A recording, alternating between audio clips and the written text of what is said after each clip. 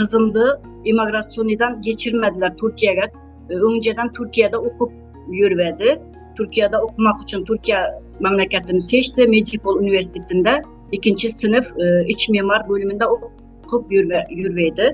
Sonra pasport, bilesiz hemen pasport tarihi bitedi.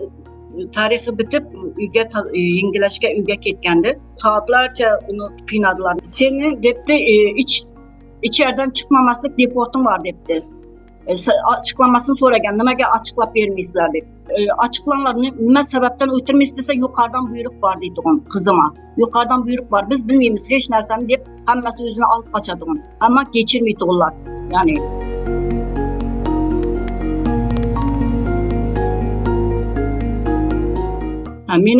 benim kızımın sebebini aytmam, fakat yukarıdakilerden buyruk var demiş ya, ama bizler sebebini biz bilemiz bunun. Bunun sebebi şu, gerçeklerde aytıp hakkımı talep etkenim için benim kızıma zulüm edip şuna kızımını ötürmeyi tuttu. Fakat kızımını emez, kardeşlerimde hemmesini tuşkallarının, singilleriminin, inilerini hemmesini ötürmeyi duruptular. Yakında bir singlim Taşkent'e Özbekistan'a ketiyatkandı tedavi buluş için eri bilen erini ötkazdı, singlimini ötkazmadılar sınırdan, Özbekistan, Türkmenistan çegarasından.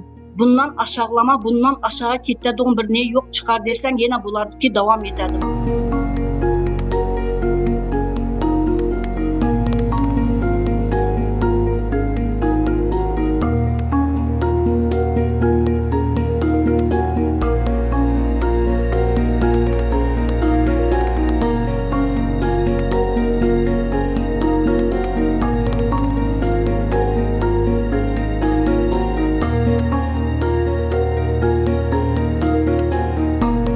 Kanunga karşı hiçbir kanday iş kılganı yok.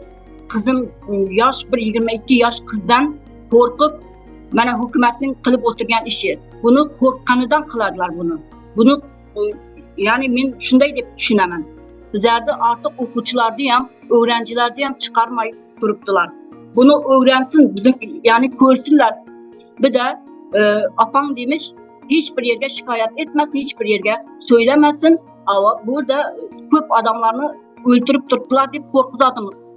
22 yaş kızımı korkuzadılar, ölüm bilen taklit ederler beyler. Seni hem öldürüverdiler, avariya oldu, onu oldu, bunu oldu deyip bunlar hemmesi şunu deyip durgan.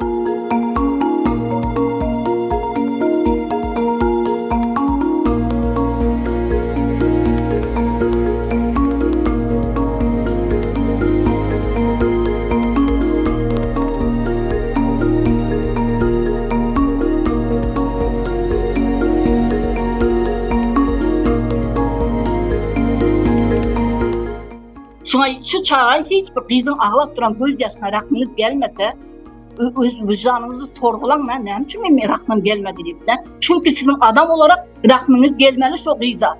Şu neresinde kızı okumana geliyor. Onu okuyandı, 2. kursu o. Ama kızın ömrünü yaktınız ya.